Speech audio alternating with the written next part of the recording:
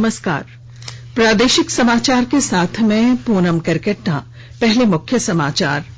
प्रधानमंत्री नरेंद्र मोदी ने भाजपा संसदीय दल की बैठक को किया संबोधित। कहा, विश्व ने कोरोना के समय भारत की क्षमता देखी है। मुख्यमंत्री हेमंत सोरेन ने राज्यव्यापी जागरूकता अभियान अपनी सुरक्षा अपने हाथ का किया शुभारंभ। स्कूली बच्चों को पढ़ाया जाएगा स्वच्छता का पाठ। उच्चतम न्यायालय ने लोन मॉरेटोरियम मामले में सुनाया अपना फैसला। कहा, ब्याज पूरी तरह से माफ करना संभव नहीं। कृतज्ञ राष्ट्र आज भगत सिंह, राजगुरु और सुखदेव को उनकी शहादत दिवस पर भावभीनी श्रद्धांजलि अर्पित कर रहा है। और अब समाचार विस्तार से। कोविड-19 महामारी के खिलाफ देश एकजुट होकर लड़ रहा है। आप भी हमारे साथ सुरक्षा और बचाव के 3 आसान एहतियाती उपायों का संकल्प लें। मास्क पहनें, 2 गज की दूरी है जरूरी, सुरक्षित दूरी बनाए रखें, हाथ और मुंह साफ रखें। प्रधानमंत्री नरेंद्र मोदी ने कहा है कि विश्व ने कोरोना के समय भारत की क्षमता देखी है। आज नई दिल्ली में भाजपा संसदीय दल की बैठक को संबोधित करते हुए उन्होंने कहा कि पिछले 21 वर्षों के दौरान पहले मुख्यमंत्री और फिर प्रधानमंत्री के रूप में उन्होंने एक भी दिन की छुट्टी नहीं ली। प्रधानमंत्री ने कहा कि उन्हें जानकारी देते हुए संसदीय मामलों के राज्य मंत्री अर्जुन राम मेघवाल ने कहा कि बैठक में वित्त बजट की विशेषताओं के बारे में बताया। विदेश मंत्री एस जयशंकर ने भी कोरोना के दौरान भारत की वैक्सीन कूटनीति के बारे में भी जानकारी दी। मुख्यमंत्री हेमंत सोरेन ने कल झारखंड विधानसभा परिसर से अपनी सुरक्षा अपने हाथ राज्यव्यापी जागरूकता अभियान का शुभारंभ किया। इस मौके पर मुख्यमंत्री ने जागरूकता रथ को हरी झंडी दिखाकर रवाना किया। अपनी सुरक्षा अपने हाथ अभियान 22 मार्च से 25 मार्च तक राज्य के 14,500 स्कूलों में चलाया जाएगा। इस अभियान के तहत स्कूलों में अध्ययनरत बच्चों को साफ सफाई, मध्याह्न भोजन तथा शौचालय प्रबंधन और स्वच्छता से संबंधित सभी पहलुओं पर व्यापक रूप से जानकारी दी जाएगी। झारखंड में लगातार कोरोना के आंकड़े बढ़ रहे हैं। कल 110 नए मरीज मिले, वहीं 1 मरीज की मौत हुई, जबकि 69 मरीज ठीक भी हुए। स्वास्थ्य विभाग के अनुसार राज्य में कुल कोविड-19 मामलों की संख्या अब 1,21,371 हो गई है। इनमें 796 सक्रिय मामले हैं, जबकि 1,19,478 मरीज ठीक हुए हैं। अब तक राज्य में 1,097 मरीजों की मौत कोरोना से हुई है। वहीं प्रदेश में कोरोना की रिकवरी रेट 98.44% है। राज्य में कोरोना के बढ़ते संक्रमण को नियंत्रित करने के लिए कंटेनमेंट और माइक्रो कंटेनमेंट जोन बनाकर कोविड जांच के लिए विशेष अभियान चलाने की तैयारी शुरू हो गई है। विस्तृत जानकारी के साथ हमारी संवाददाता की रिपोर्ट। स्वास्थ्य सचिव के सोन ने सभी जिलों के उपायुक्तों को पत्र लिखकर कोविड जांच के लिए विशेष अभियान को वृहद तौर पर चलाने का निर्देश दिया है। कोरोना के बढ़ते संक्रमण को लेकर राज्य सरकार ज्यादा सतर्क हो गई है। कोविड-19 के संक्रमण को नियंत्रित करने के लिए झारखंड में एक बार फिर से कंटेनमेंट और माइक्रो कंटेनमेंट जोन बनाकर सघन निगरानी के निर्देश दिए गए हैं। कॉन्टैक्ट ट्रेसिंग के लिए क्लस्टर चिन्हित करने और कोविड के लक्षण वाले मरीजों के लिए त्वरित कोविड टेस्ट का निर्देश भी दिया गया है। स्वास्थ्य विभाग के हवाले से कोविड तथा नॉन कोविड अस्पतालों में भर्ती रोगियों की कोविड जांच की मॉनिटरिंग करने का भी आदेश है। स्वास्थ्य सचिव ने नए मरीजों के होम आइसोलेशन की पात्रता जांचने के लिए रैपिड रेस्पॉन्स टीम बनाने का भी निर्देश दिया है, जिसकी रिपोर्ट 24 घंटे के अंदर देनी होगी। शिल्पी, आकाशवाणी समाचार, रांची। देश में कोविड टीकाकरण 4,72,00,000 के आंकड़े को पार कर गया है। इनमें 78 लाख से अधिक वे स्वास्थ्यकर्मी शामिल हैं जिनकी इसकी पहली खुराक ली है और 49 लाख से अधिक कर्मचारियों को टीके की दूसरी खुराक दी गई। केंद्रीय स्वास्थ्य मंत्रालय ने कहा कि 60 वर्ष से अधिक आयु के 1,94,00,000 से अधिक और 45 वर्ष से ऊपर आयु के 40,72,000 से अधिक लोगों को टीके लगाए जा चुके हैं। केंद्र ने टीकाकरण पर तकनीकी परामर्श समूह NTAGY और कोविड टीकाकरण पर राष्ट्रीय विशेषज्ञ दल NEGVSC की सिफारिश के आधार पर राज्यों और केंद्र शासित प्रदेशों को टीकाकरण के दौरान कोविशील्ड की 2 खुराकों के बीच का अंतराल बढ़ाकर 4 से 8 सप्ताह करने के बारे में लिखा है। 2 खुराक के बीच के अंतराल को बढ़ाने का यह फैसला सिर्फ कोविशील्ड टीके पर लागू होगा और यह कोवैक्सीन पर लागू खुराक के बीच के अंतराल को बढ़ाने का यह फैसला सिर्फ कोविशील्ड टीके पर लागू होगा और यह कोवैक्सीन पर लागू नहीं होगा। कांग्रेस पार्टी ने पश्चिम बंगाल विधानसभा चुनाव के लिए अपने स्टार प्रचारकों की सूची जारी कर दी है। इसमें झारखंड से मंत्री आलमगीर आलम और पूर्व केंद्रीय मंत्री सुबोध कांत सहाय के नाम भी शामिल हैं। कांग्रेस के स्टार प्रचारकों की लिस्ट में 30 नाम हैं। इनमें सोनिया गांधी, मनमोहन सिंह, राहुल गांधी, प्रियंका गांधी वाड्रा के नाम सबसे ऊपर हैं। आकाशवाणी के ताजा तरीन समाचारों के लिए आप हमारी वेबसाइट newsonair.com पर लॉग ऑन कर सकते हैं। ताजा समाचार Twitter handle @AIR News Alerts और Facebook page all India radio news पर भी उपलब्ध है।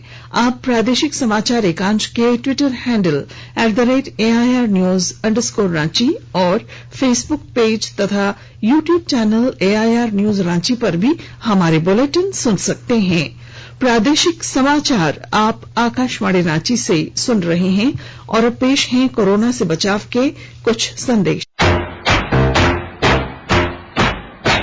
चलो मिलकर एक शुरुआत करें, चलो एक फैसला आज करें, मास्क नहीं तो टोकेंगे, कोरोना को रोकेंगे, चलो एक वादा करते हैं, चलो एक वादा करते हैं, मास्क नहीं तो टोकेंगे, कोरोना को रोकेंगे।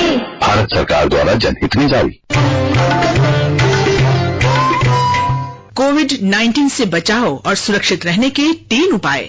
मास्क लगाएं, 2 गज दूरी है जरूरी, सुरक्षित दूरी रखें, हाथ और मुंह साफ रखें। प्रादेशिक समाचार में आपका फिर स्वागत है। उच्चतम न्यायालय ने भारतीय रिजर्व बैंक द्वारा प्रस्तावित 6 महीने के ऋण स्थगन की अवधि बढ़ाने के बारे में विभिन्न व्यापार संघों और कॉरपोरेट निकायों की याचिकाएं नामंजूर कर दी हैं। न्यायमूर्ति DY चंद्रचूड़, MR शाह और संजीव खन्ना की पीठ ने ऋण स्थगन और ब्याज माफी के बारे में ये फैसला सुनाया। उच्चतम न्यायालय ने कहा कि वह सरकार या रिजर्व बैंक को किसी क्षेत्र विशेष या अन्य के लिए विशेष वित्तीय पैकेज या राहत घोषित करने के लिए कोई निर्देश नहीं दे सकता। शीर्ष न्यायालय ने कहा कि किसी भी कर्जदार से ऋण स्थगन के दौरान ब्याज पर कोई ब्याज या जुर्माना ब्याज नहीं लिया जाना चाहिए। न्यायमूर्ति शाह ने कहा कि महामारी के कारण सभी क्षेत्रों पर प्रतिकूल असर पड़ा है। सरकार को प्रवासी श्रमिकों के आवागमन के लिए वाहन व्यवस्था जैसे उपाय करने पड़े, जबकि सरकार को इस दौरान किसी प्रकार की सहायता नहीं मिली, यहां तक कि उसे GST का भी नुकसान उठाना पड़ा। न्यायालय ने राहतों पर स्वतंत्र रूप से विचार किया। न्यायालय ने कहा कि पूरा ब्याज माफ करना संभव नहीं है, क्योंकि बैंकों को भी खाताधारकों और पेंशनरों को ब्याज देना होता है। सरकार नागरिकता संशोधन अधिनियम 2019 के बारे में इस वर्ष जुलाई तक नियम जारी कर सकती है। गृह राज्य मंत्री नित्यानंद राय ने लोकसभा में एक लिखित सवाल के जवाब में बताया कि इस बारे में लोकसभा की एक समिति ने ये नियम बनाने के लिए इस वर्ष 9 अप्रैल तक और राज्यसभा की समिति ने 9 जुलाई तक का समय दिया है। नागरिकता संशोधन अधिनियम 2019 को 12 दिसंबर 2019 को अधिसूचित किया गया था और यह पिछले वर्ष 10 जनवरी से लागू हो गया। इस अधिनियम के तहत आने वाले विदेशी केंद्र सरकार द्वारा नियमों को अधिसूचित किए जाने के बाद भारत की नागरिकता के लिए आवेदन कर सकते हैं। रांची के सांसद संजय सेठ ने लोकसभा में झारखंड विधानसभा की सीटें बढ़ाने की मांग की है। उन्होंने कहा कि राज्य गठन को 20 वर्ष से ज्यादा हो गए हैं और इस दौरान राज्य की आबादी काफी बढ़ी है। ऐसे में राज्य की विधानसभा सीटों की संख्या कम से कम 120 होनी चाहिए, ताकि राज्य और क्षेत्र का समुचित विकास और भी तेजी से हो सके। गोड्डा जिले में जल संरक्षण के लिए अनेक उपाय किए जा रहे हैं। जल संग्रह और जल प्रबंधन को लेकर लोगों में जागरूकता बढ़ी है। विस्तृत ब्यौरा दे रहे हैं हमारे संवाददाता। केंद्र सरकार की जल पर मंत्रालय बनाने के बाद गोड्डा में भी जल संग्रह और जल की कम खपत जैसी चीजों पर जागरूकता बढ़ी है। आज गोड्डा के ग्रामीण विकास ट्रस्ट में जल जागरूकता पर एक डॉक्यूमेंट्री दिखाई गई, जिसमें 100 प्रतिभागियों ने हिस्सा लिया। वैज्ञानिक आर.के. चौरसिया ने कहा कि जल अमृत है, जल जीवन है, आने वाली पीढ़ी के लिए जल को बचाना है। गोड्डा नगर अध्यक्ष गुड्डू मंडल ने कहा कि जल स्तर अगर इसी तरह गिरता गया तो युद्ध का कारण बनेगा। वैज्ञानिक रविशंकर ने कहा कि पूरी दुनिया में वर्ल्ड वाटर डे मनाया जा रहा है। सबसे महत्वपूर्ण है जल, इसलिए किसानों के बीच भी हमें ये प्रचारित करना है कि जल का संचयन कैसे किया जाए। आकाशवाणी समाचार के लिए गोड्डा से नरेंद्र कुमार।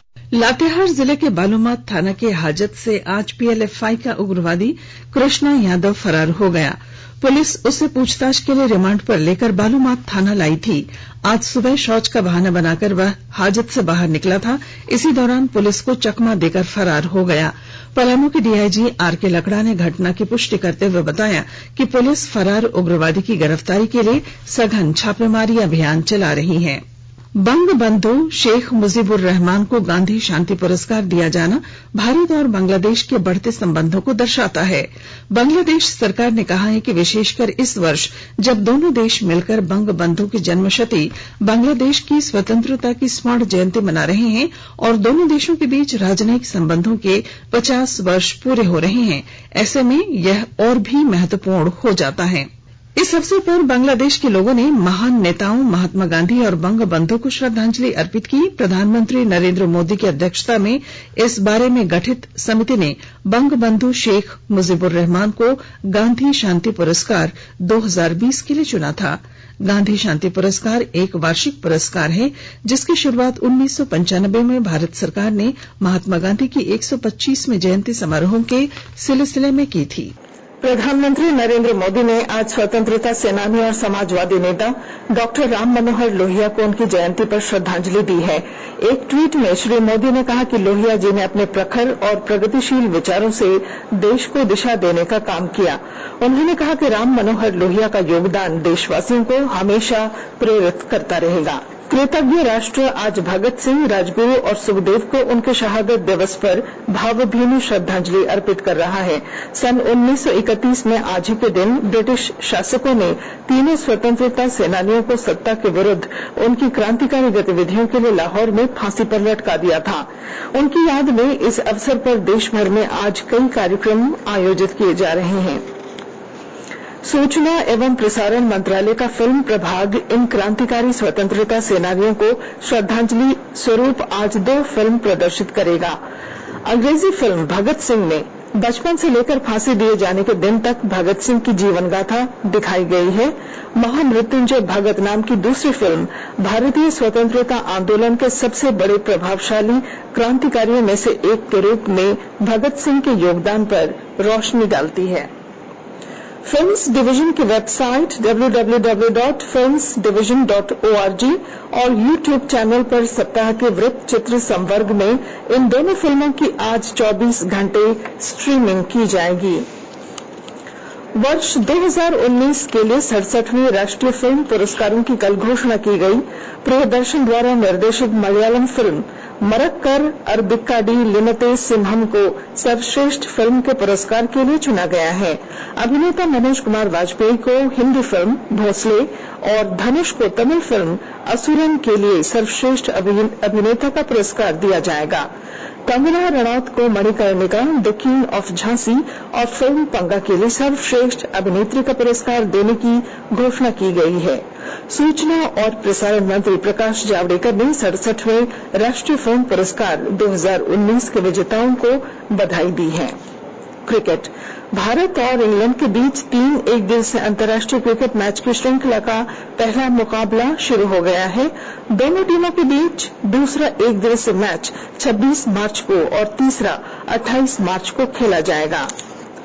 और अब अंत में मुख्य समाचार एक बार फिर। प्रधानमंत्री नरेंद्र मोदी ने भाजपा संसदीय दल की बैठक को किया संबोधित। कहा, विश्व ने कोरोना के समय भारत की क्षमता देखी। मुख्यमंत्री हेमंत सोरेन ने राज्यव्यापी जागरूकता अभियान अपनी सुरक्षा अपने हाथ का किया शुभारंभ। स्कूली बच्चों को पढ़ाया जाएगा स्वच्छता का पाठ। उच्चतम न्यायालय ने लोन मॉरेटोरियम मामले में सुनाया अपना फैसला, कहा ब्याज पूरी तरह माफ करना संभव नहीं। और कृतज्ञ राष्ट्र आज भगत सिंह, राजगुरु और सुखदेव को उनके शहादत दिवस पर भावभीनी श्रद्धांजलि अर्पित कर रहा है। और इसके साथ ही आकाशवाणी रांची से प्रादेशिक समाचार का ये बुलेटिन समाप्त हुआ। नमस्कार।